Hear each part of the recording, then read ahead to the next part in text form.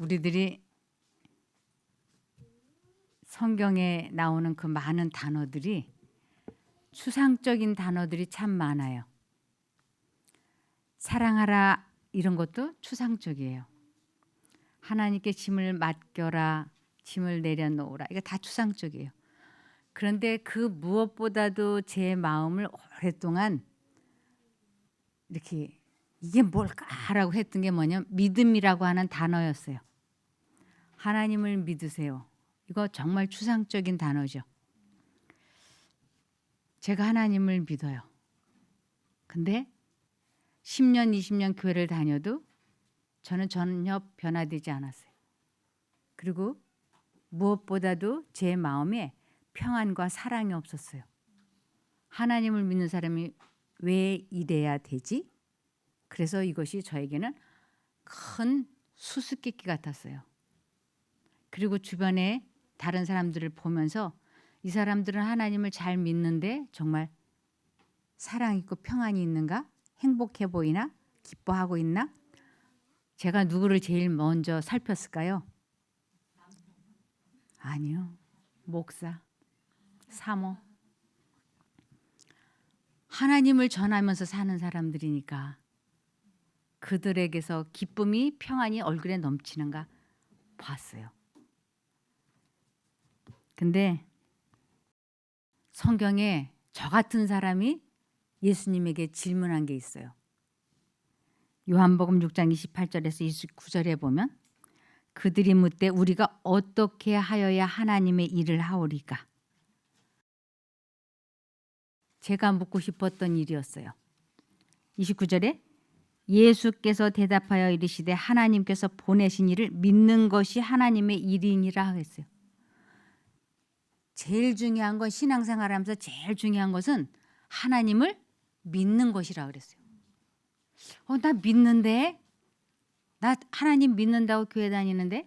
그럼 내가 이거 지금 하나님의 일을 하는 건가? 근데 이게 너무 추상적인 거예요. 그래서 이 믿음이 뭔가 그래가지고 제가 책을 읽고 다른 사람들이 설교하고 간증할 때 귀를 많이 기울여 봤어요. 근데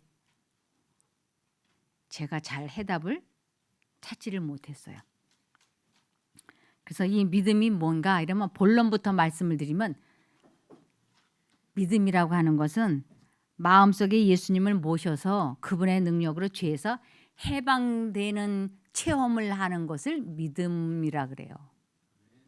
이것을 예수님을 내 마음에 모셔서 그분의 능력으로 죄에서 벗어나는 것을 믿음이라고 하고 그것이 아닌 그냥 이 성경책 속에 있는 내용을 지식을 믿는 것은 지식적인 믿음이라 그래요. 그리고 예수님을 내 마음에 모셔서 죄에서 해방되어지는 체험을 하는 것은 체험적인 믿음, 체험적인 지식이라 그래요. 그래서 이 두 가지가 하나로 연결이 될 때 그때 비로소 산 믿음이라 그래요. 참 믿음이라고 하고. 근데 저는 무엇만 있었느냐면 성경 지식만 있었어요. 제가 영감의 글 많이 읽었어요. 이 성경 말씀 많이 읽었어요. 그래서 누가 무슨 말을 하면 잘 말할 수 있었어요.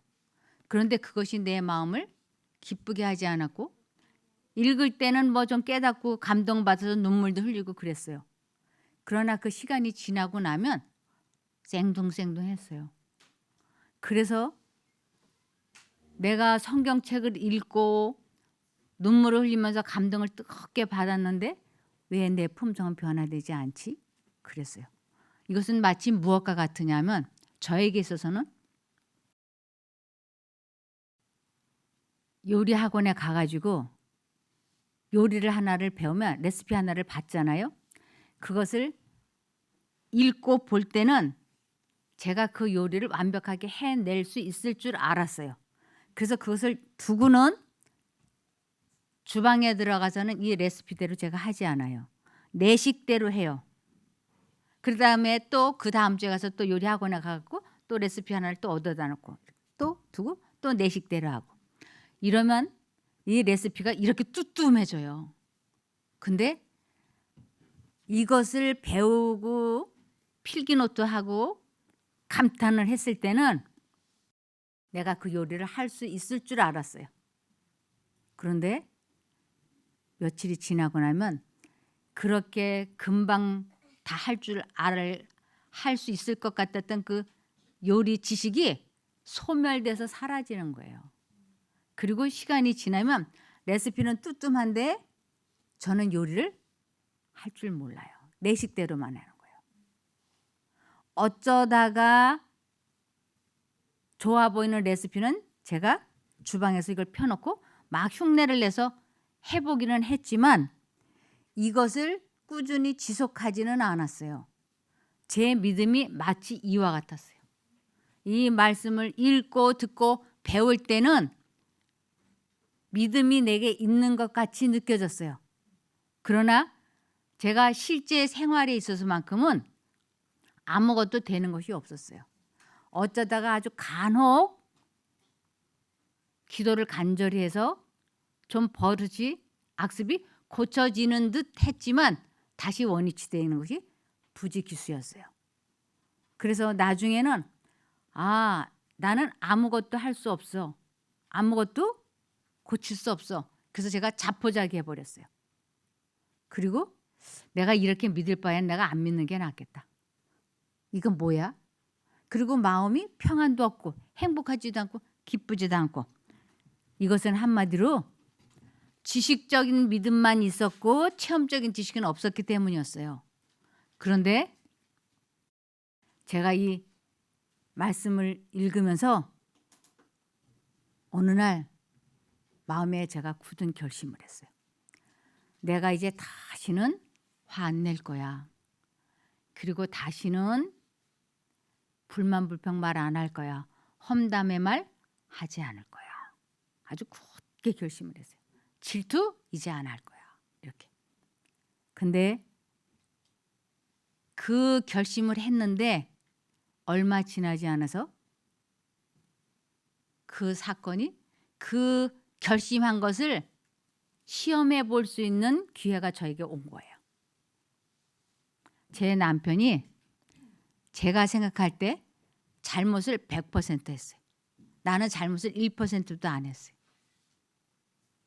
그러니까 남편에게 아주 화를 내어서 보복하고 싶었어요. 근데 한쪽 마음에 그냥 참아. 싸우지 마. 이렇게. 그 생각이 싹 들어오는 거예요. 그때는 제가 이거 완전 초보였기 때문에 이 생각이 들어온다고 하는 것을 제가 전혀 알지 못했어요. 그냥 내가 그렇게 생각하는 줄 알았어요. 참아. 싸우지 마. 이게 내 생각인 줄 알았어요. 근데 한쪽 생각은 이거 이대로 두면 안 돼. 버릇을 고쳐놔야 돼. 그러니까 오늘 하루만 원 없이 싸우고 내일부터는 참아. 이렇게 두 생각이 들어오는 거예요. 그래서 이제 갈등을 하는 거예요. 화를 낼 것인가 말 것인가 이렇게. 근데 내가 이렇게 갈등하다가 결국은 화를 내고 화가 폭발이 되어서 많이 고생하며 마음고생하며 지금까지 살아왔잖아. 언제까지 이런 식으로 살 거야? 이런 생각이 들어요. 언제까지? 아니 그래도 요번 한 번만 원 없이 화를 내고 내일부터 참아. 두 생각이 막 이러는데 제가 다시는 화 안 낸다고 굳게 결심을 하고 많이 울면서 기도했었거든요. 근데 이 결심한다는 게 아주 중요한 거더라고요. 제가 이렇게 굳은 결심을 하고 했기 때문에 마치 3일을 금식 기도를 하겠다고 뜻을 정하고 3일을 금식을 하면 할 수 있어요. 근데 결심을 하지 않은 상태에서 식사할 시간이 1시간만 지나면 짜증이 나잖아요.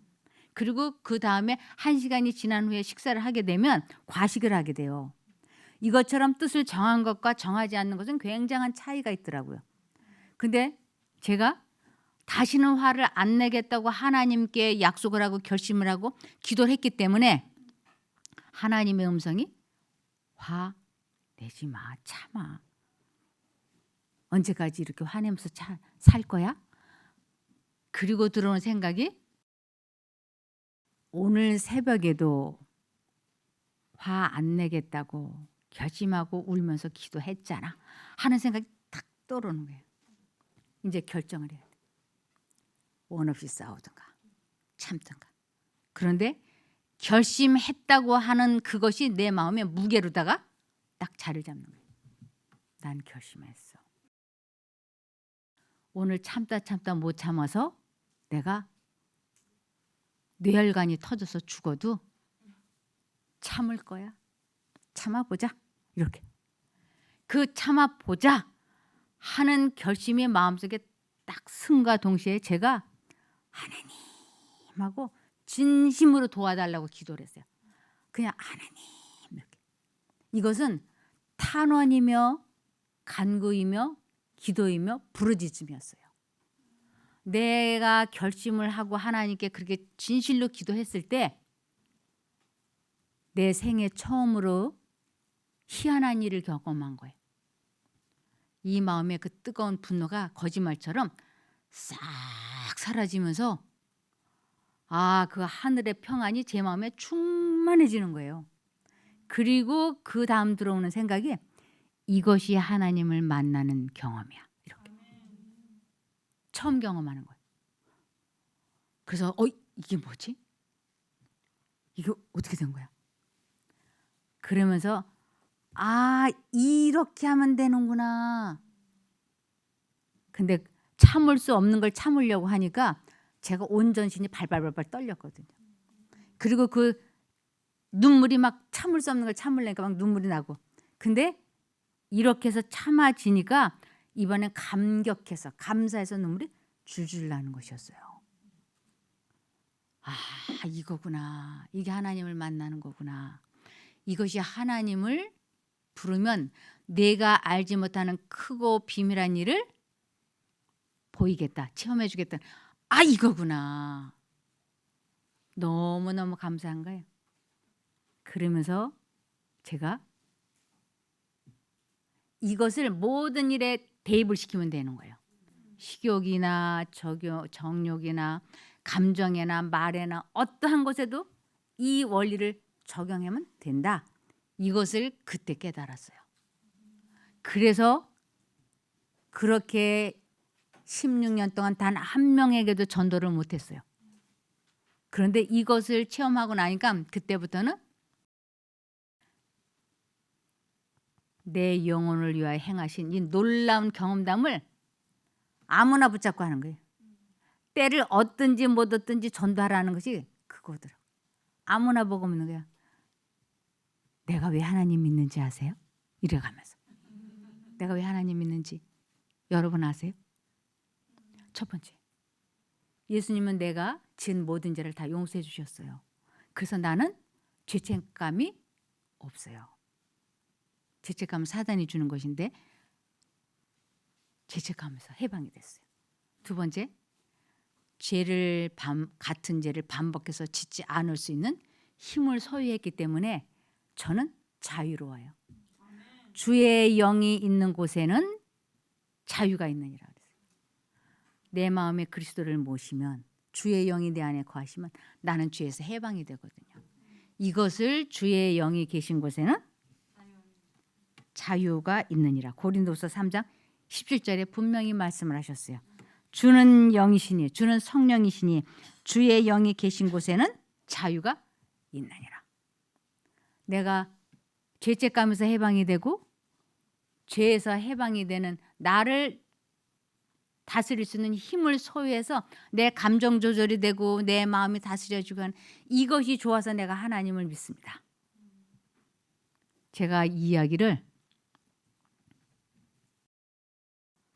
한 사람에게 제가 중국에 갔을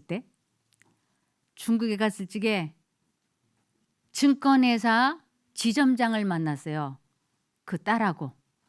그래서 그 지점장하고 딸하고 저의 통역관하고 넷이 이렇게 앉아 있었어요. 근데 뭐 처음 본 중국 한족인데 그 사람에게 제가 뭐 이야기 길게 할 것도 없잖아요.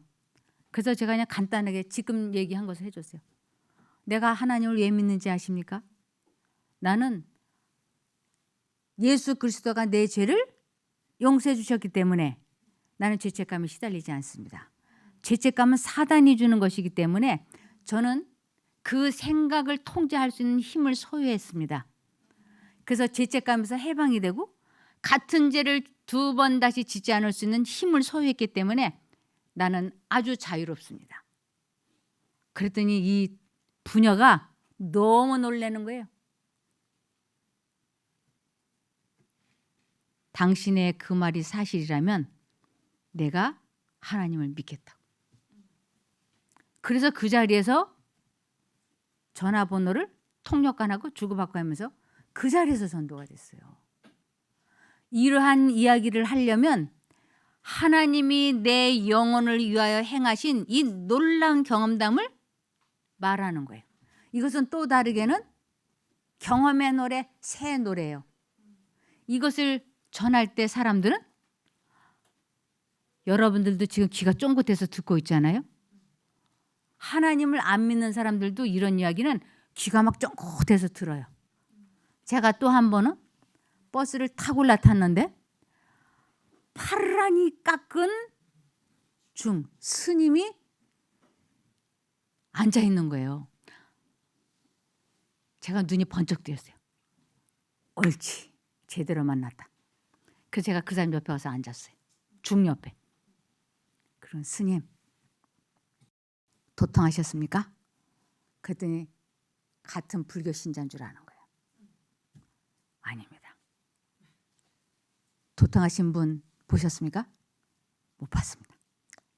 저는 도통했는데요. 이 사람이 네? 이렇게 쳐다보는 거예요. 깜짝 놀란 게 어떻게 도통하셨어요? 그래서 무와 무념의 상태가 되는 것은 사람의 힘으로 되는 게 아니거든요. 그렇잖아요. 무상무념은 인간이 할 수 없는 거예요. 근데 그들은 명상한다고 가부좌 틀고 앉아 있잖아요. 절대로 무상무념 안 돼요. 인간의 힘으로는. 근데 제가 그걸 했다고 하니까 이 사람이 놀라는 거예요. 같은 불교 신자인 줄 알고. 그래서 나는 도통했다고. 그 무상무념을 해결할 수 있는 힘을 소유했다고. 그랬더니 아주 신기한 듯이 쳐다보는 거예요. 저는 항상 핸드백 속에 뭘 넣고 다니냐면 말씀의 향기 1, 2, 3, 4, 5번 넣고 다녀요. 스님, 저는 기독교 신자인데요.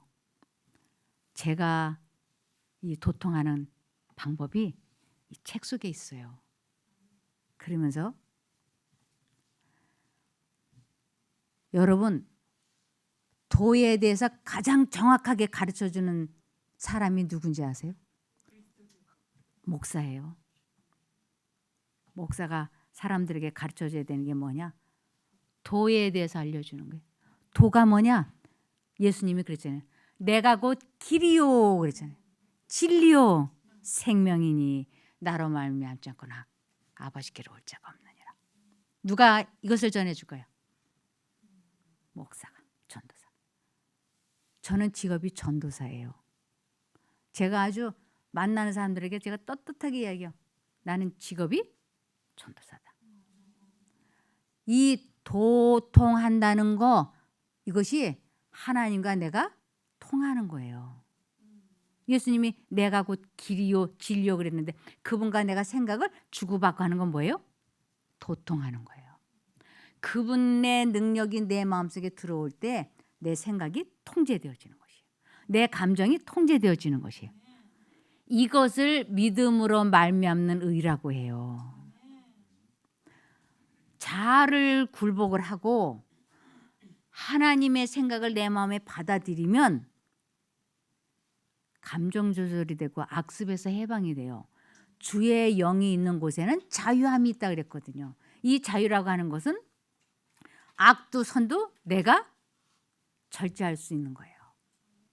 선을 택하든 악을 택하든 자유로워져야지 돼요.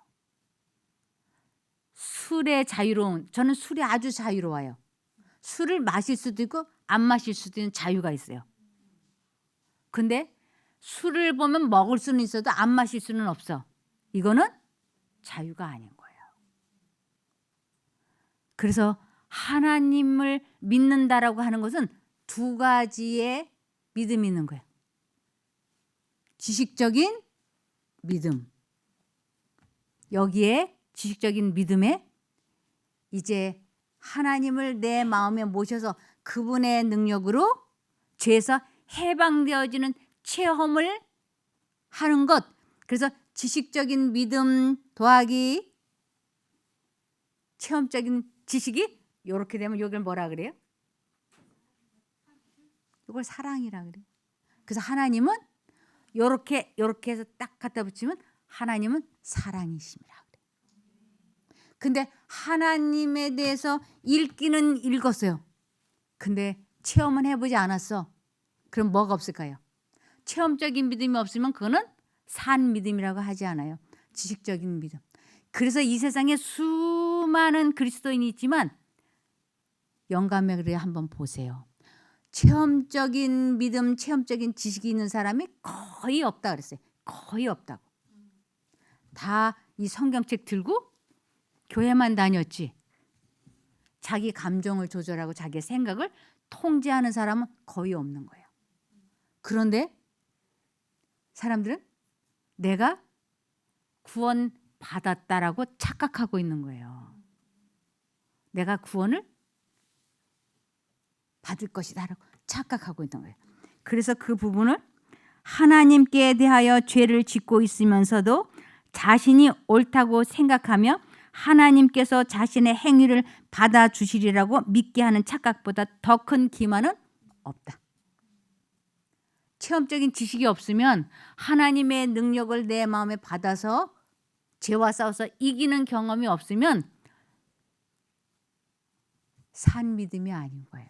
그거는 죽은 믿음인 거예요. 그래서 믿음은 사람을 구원하지 못하는 믿음이 있고 사람을 구원하는 믿음이 있다. 이렇게 얘기하는 거예요. 그래서 하나님을 마음에 모시는 것을 하나님의 일이라고 했어요. 그것을 이 믿음으로 말미암는 의를 구체적으로 설명하는 게 요한복음 1장 11절에서 13절이에요. 많이들 힘든가 봐요. 자꾸 졸음이 오죠? 네. 졸음이 올 때는 예수님을 계속 불러보세요. 마음속에서. 예수님, 예수님 이렇게. 그러면 악령이 와가지고 이 눈을 감기다가 떠납니다. 예수님을 한번 실제적으로 불러보세요. 우리들이 이게 졸려서 졸린 게 아니고 악령이 옆에 와가지고 이렇게 눈을 쓱쓱 내려 감기는 거예요. 자, 요한복음 1장 11절에서부터 13절에 보면 자기 땅에 오매 예수님이 어느 땅으로 오셨게요? 예수님이 유대 땅으로 오셨어요.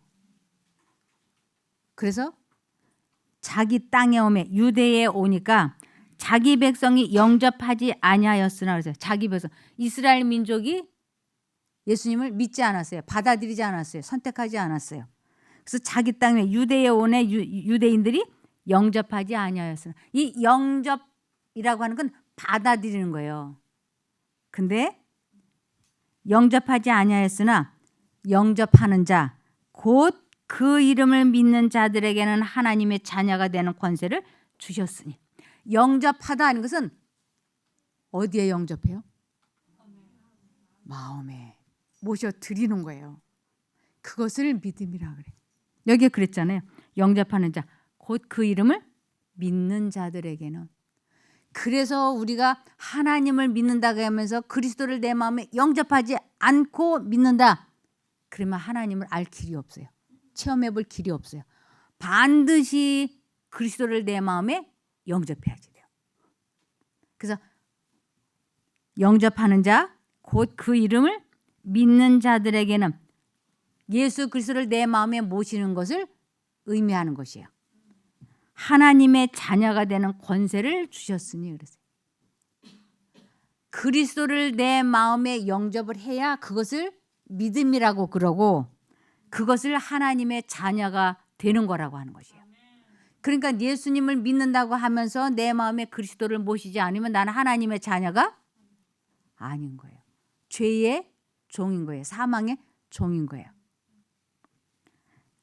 그래서 하나님의 자녀가 되는 일은 혈통으로나 육정으로나 사람의 뜻으로 나지 않아요. 이것은 사람들이 애 출산하는 거 인간의 혈통으로 되는 것이 아니고 오직 하나님께로서부터 난 자들이 하나님께로부터 났다.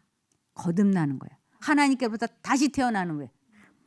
이것을 하나님께로부터 난 자들이니라 이것을 마음에 그리스도를 영접해야지 돼요. 그것을 믿음이라고 그래요. 그러면 이제 이론으로는 이것을 알았잖아요.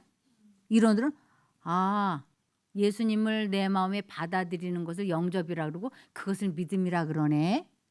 근데 어떻게 해야 내가 예수님을 내 마음에 영접해? 그죠? 어떻게 하는 게 영접하는 거고 그것을 믿음이라 그러는데 예수님이 내 마음속에 쑥 들어오셔야 나는 죄에서 해방이 되는데 어떻게 예수님을 내 마음에 쑥 모시고 올까요? 베드로전서 1장 23절에 보면 너희가 거듭난 것은 다시 태어난 것은 하나님께로부터 다시 태어난 것은 썩어질 씨로 된 것이 아니요 썩어질 씨 사단의 생각으로 된 것이 아니요 사단의 생각은 썩어질 씨라 그래요. 썩지 아니할 신 하나님의 말씀이에요. 된 것이니 이 하나님의 말씀은 살아있고 항상 있는 하나님의 말씀으로 되었느니라. 항상 우리들에게 말씀해 주세요. 두 가지 생각이 들어올 때. 자, 그러면 이제 하나님을 내 마음에 모셔드려야 되는데 어떻게 모셔드리는가? 요한복음 8장 31절에서 38절을 보시겠습니다. 그러므로 예수께서 자기를 믿은 유대인들에게 이르시되 너희가 내 말에 거하면 참 내 제자가 되고 유대인들이 예수님을 그 마음에 받아들이지를 않았어요. 영접하지 않았어요. 이것을 내 말에 거하면이라고 얘기하는 것이에요. 그러면 너희가 내 참 제자가 되는데 그것을 진리를 안다라고 하는 것이에요. 내 자아를 굴복을 하고 예수님을 내 마음에 모시는 것을 진리를 안다라 그러고 이것을 믿음이라고 얘기하는 거예요. 그래서 진리를 알지니 진리가 너희를 자유케 하리라. 그래서 내 마음에 그리스도를 모시면 주의 영이 계신 곳에는 자유함이 있느니라 했어요. 저희가 대답하되 우리가 아브라함의 자손이라 남의 종이 된 적이 없거늘 어찌하여 우리가 자유케 되리라 하느냐. 유대인들이 예수님의 말씀을 전혀 깨닫지를 못하는 것이에요. 여기에 진리를 알지니 진리가 너희를 자유케 하리라. 진리를 안다는 것은 예수 그리스도를 내 마음에 모시는 것을 진리를 안다고 하는 것인데 그럴 때 자유케 된다는 건 죄에서 해방이 된다는 것을 말하는 것인데 유대인들이 우리가 아브라함의 자손이라 남의 종이 된 적이 없거늘 어찌하여 우리가 자유케 되리라 하느냐 하고 질문을 하는 거예요.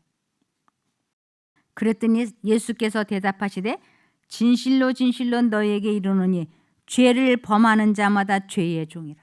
너희들 지금 죄 짓고 있잖아. 죄가 반복해서 지어지고 있잖아. 너희는 죄의 종이야. 즉 하나님의 종, 하나님의 자녀가 아니야 라고 말씀을 하시는 거예요. 그러면서 35절에 종은 영원히 집에 거하지 못하되 종은 죄의 종은 영원히 천국에 거하지 아버지 하나님이 계신 집에 살지 못하되 아들은 하나님을 자기 마음에 모셔들여 가지고 하나님의 자녀로 입양이 되면 영원히 거하는 거예요. 영생을 얻는 거예요. 그러므로 36절에 그러므로 아들이 너희를 자유케 하면 너희가 참으로 자유하리라.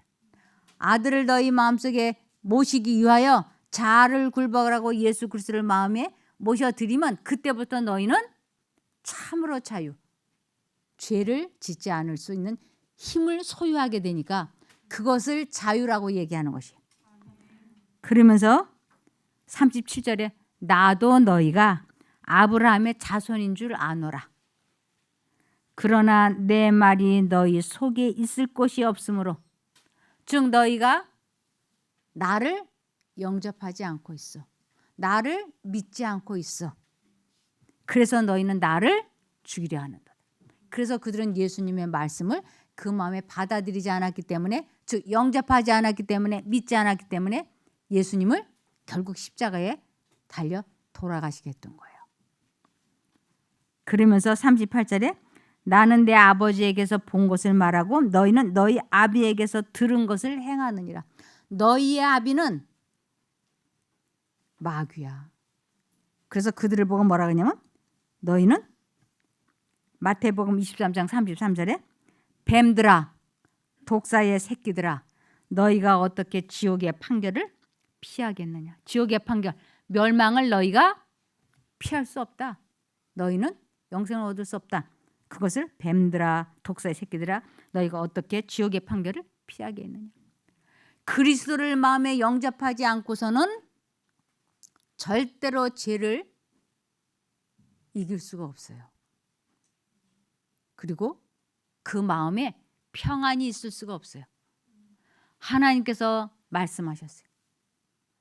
내 하나님의 말씀에 악인에게는 평강이 없다 하셨느니라 라고 이사야 57장 20절과 21절에 보면 하나님을 그 마음에 모시지 못한 사람의 마음에는 언제나 잡념이 들쑥날쑥해갖고 이 마음이 평안이 없다. 이것을 더러운 물 바다가 출렁거려서 그 더러운 바닥에 있는 찌꺼기를 다 끌어올려서 물을 더럽히는 것처럼 사단은 우리들의 과거에 있었던 죄를 가지고 죄책감을 가지고 아니면 어떤 욕망을 가지고 우리들의 마음을 계속 들쑤석거려 놓는 거예요. 그래서 이 문제를 어떻게 해결하지 못하면 우리들의 마음은 언제나 지옥인 거예요.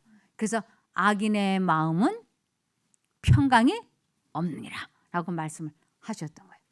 그래서 예수 그리스도를 내 마음에 받아들이면 그러한 과거에 진 모든 죄는 용서함을 받고 그리고 이제부터는 그러한 생각을 통제시킬 수 있기 때문에 이 마음이 평온한 거예요. 그것이 우리들이 이 세상에서 하늘나라에 가서 사는 훈련을 하고 있는 거예요.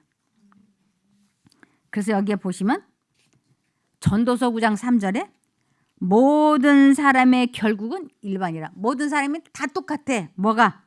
이것은 해 아래에서 행해지는 모든 일 중에 악한 것이니.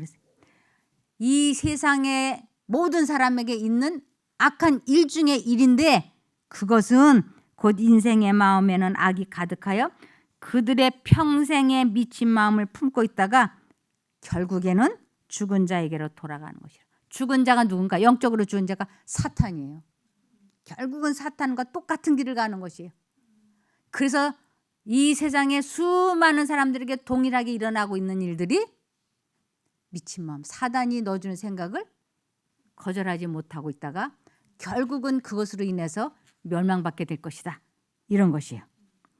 그래서 사단은 사람들의 마음속에 자기의 생각을 막 주입을 시키는데 그것을 이사야 59장 5절에 독사의 알을 품으며 그랬어요. 독사의 알, 사단이 주는 생각을 마음에 무저항으로 받아들이는 것을 독사의 알을 품는다. 그래서 거미줄을 짜나니 거미줄을 짠다는 건 품성이 만들어져 가고 있는 거예요. 그 생각에 의하여 쓸모없는 거미줄 같은 사람들의 악한 품성이 짜여져 가는 것을 독사의 알을 품으며 거미줄을 짜나니 그 알을 먹는 자는 먹다. 그 생각을 받아들이는 자는 죽을 것이요 멸망할 것이요 그 알이 밟힌 즉 터져서 독사가 나올 것이요 밟혔다는 건 행동으로 옮긴 것을 의미해요. 그래서 이 독사의 알을 품으면 너무나도 안타까운 일들이 우리들에게 일어나는 거예요. 그래서 요한일서 5장 5절에 오직 예수께서 참으로 하나님의 아들이심을 믿는 사람만이 이 싸움을 해내며 승리할 수 있는 것입니다. 예수께서 참으로 하나님의 아들이심을 믿는다. 아까 말씀드린 것처럼 우리 마음에 두 생각이 들어올 때 사단이 주는 생각을 포기하기로 결심을 하고 하나님께 탄원을 하면, 기도하면, 간청을 하면 하나님의 그 말씀, 생각이 내 마음에 들어오게 되면, 받아들이면 승리할 수 있다고요. 이것을 믿음이라고 얘기한다고. 그래서 이 믿음이 아니면 이 싸움을 승리할 수 없다고.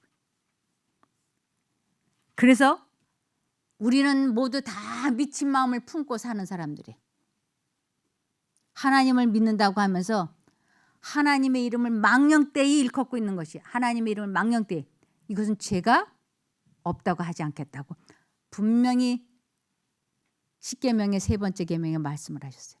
우리가 미친 마음을 품고 살기 때문에 미쳤다는 건 망령되다라는 뜻이에요. 하나님의 이름을 망령되이 일컫지 말라, 죄 없다 하지 아니하리라 그랬거든요. 그 내 마음에 죄가 가득하기 때문에 우리가 하는 모든 행위는 다 죄인 거예요. 그런데 이제 내 안에 그리스도를 받아들이기 위하여 그 사단이 주는 생각을 포기하기로 결심을 하고 뜻을 정하고 하나님께 간절히 기도를 하면, 하나님의 그 말씀을 내 마음에 받아들이면 그 악한 생각이 사라지면서 평안이 충만하게 되는 거예요. 이렇게 하는 것을 하나님을 만났다, 하나님을 믿는다, 하나님을 사랑한다, 하나님을 만났다 보았다, 이렇게 하는 거예요. 이것을 또 다른 말로는 빌립보서 2장 5절에 너희 안에 이 마음을 품으라 곧 그리스도 예수의 마음이니. 그래서 우리들이 마음을 바꾸는 것을 또 다르게는 본성을 바꾼다라고 얘기를 해요. 마음을 바꾼다는 거예요. 본성. 그래서 하나님을 믿는다고 하면서 사람들이 아유 본성은 못 바꿔, 어떻게 본성을 바꿔, 타고난 천성은 못 고쳐 이러죠. 그거는 하나님을 믿지 않기 때문에 그래요. 즉 마음에 그리스도를 모셔보면 절대로 그런 말을 할 수가 없어요. 본성이 바뀌는 것이. 왜냐하면 하나님의 생각은 신의 성품이에요. 사단이 주는 생각을 자아라 그래요. 그 사단이 주는 그 생각을 마음에 받아들이면 본성이 절대로 바뀔 수가 없어요. 그런데 하나님의 생각을 받아들이면 신의 성품에 참여했다 그래. 신의 성품인 거예요. 본성이 바뀐 거예요. 이것을 한 번만에 본성이 바뀌는 게 아니에요. 시간이 얼마나 걸릴까요? 신의 성품으로 이렇게 바뀌는데. 여기 한번 볼까요? 그리스도인의 생애는 옛것을 변경하고 개량하는 것이 아니라 본성을 변화시키는 것이다. 자신과 죄에 대하여는 죽고 전적으로 새로운 생명이 나오는 것이다. 이런 변화는 성령의 효과적인 역사에 의해서만 이루어질 수 있다.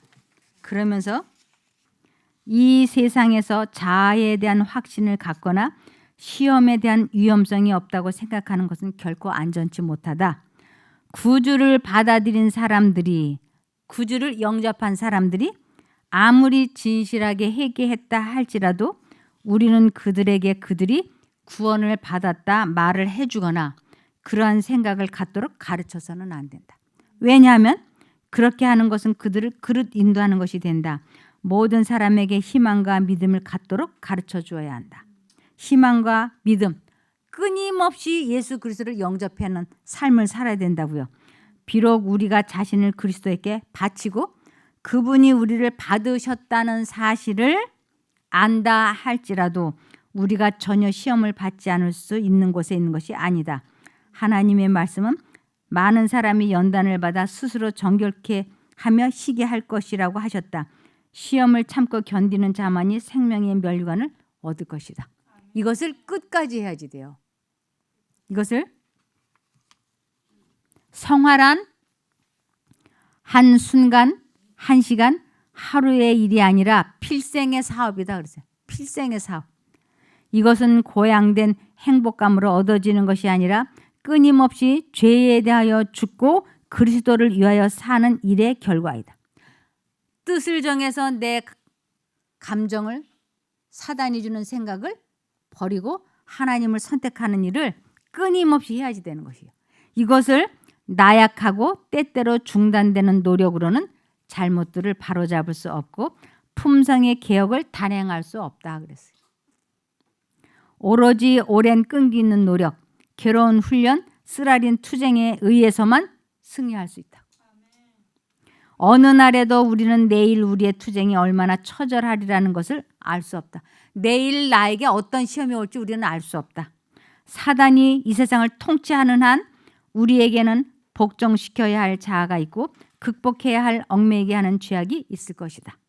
그러므로 생명이 계속하는 한 멈추는 데가 없을 것이며 우리가 도달해서 내가 완전히 이루었다고 말할 수 있는 지점이 없을 것이다. 성활한 필생의 순종의 결과이다.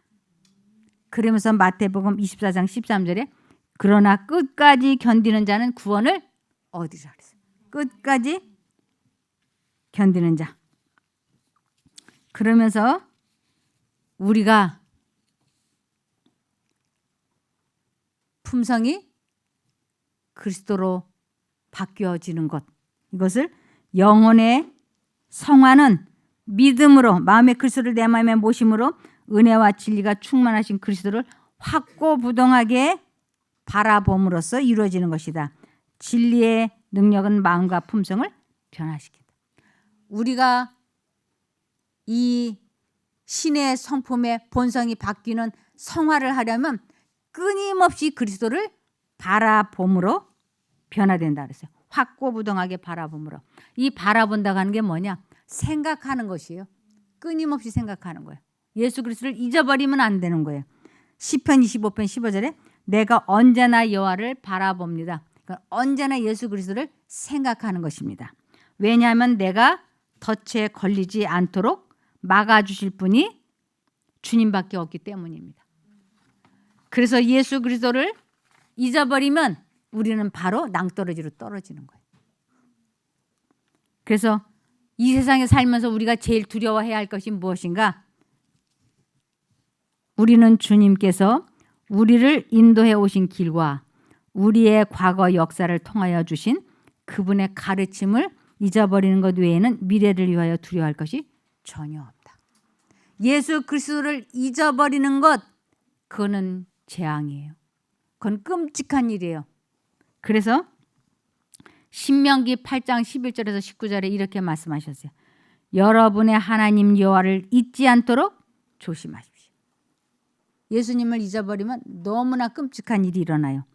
내가 오늘 여러분에게 전하여 주는 여호와의 명령과 율법과 규례를 어겨 여호와를 잊어버리는 일이 없도록 하시오. 만일 여러분이 여러분의 하나님 여호와를 잊어버리고 다른 신들을 따르고 그들을 섬긴다면, 예수 그리스도를 부르지 않고 그냥 넋놓고 살아간다면 여러분은 반드시 멸망할 것이요. 내가 오늘 여러분에게 분명히 말합니다. 우리 마음에 두 가지 생각이 들어올 때 자아를 굴복하겠다고 결심을 하고 하나님께 간청하면, 탄원하면, 부르면 하나님께서 우리를 그 사단이 주는 기가 막힐 생각에서 해방시켜 주시는 것이에요. 그것을 체험하는 것을 믿음으로 말미암는 의라고 하는 거예요. 우리가 이론으로 아무리 성경을 많이 알고 깨닫고 있다 할지라도 이 말씀을 체험하지 못한다면 우리는 품성이 변화되지 않아요. 그래서 지금 수많은 사람들이 믿음으로 말미암는 의, 예수님 곧 오신다, 분명히 오십니다. 그런데 10년 후에 오실지 20년 후에 오실지 우리는 모르는데 사단은 우리들이 오신다는 것만 생각하게 만들어요. 예수님 오신다, 곧 오신다, 곧 오신다. 오신다고 하는 거에 초점을 맞춰. 그러면서 뭐는 등한히하게 하느냐면 내 마음에 그리스도를 모시는 것은 모르게. 그래서 예수님이 떨컥 와버리시는데 내 마음에 그리스도가 안 계시면 어떻게 될까요? 구원이 없다고 여기고 그랬잖아요. 그래서 우리는 언제나 예수 그리스도를 바라봐야지 되는 거예요. 생각하고 선택해야 됩니다. 그래서 구원을 이루시기를 간절히 바랍니다. 기도하겠습니다. 하늘에 계신 저희들의 아버지 하나님, 이제 주님께서 오실 날이 임박했다고 여기저기서들 이야기합니다. 이곳저곳에서 사고와 재난이 계속적으로 끊임없이 일어나고 있습니다. 이러한 때에 저희가 그 사고나 재난에 관심을 쏟을 것이 아니라 우리들 마음에 그리스도를 모시는 이 진리를 삶에 실천하고 체험해 보는 데 관심을 가질 수 있게 도와주시옵소서. 오늘 이렇게 배운 것이 이제는 실제적으로 체험하고 적용을 해보는 저희가 되게 도와주시옵소서. 주님을 영접함으로 죄에서 해방되어지는 우리들이 되어서 주님 오시는 그날 그 자리에서 꼭 만나게 되기를 예수님 이름으로 기도합니다. 아멘.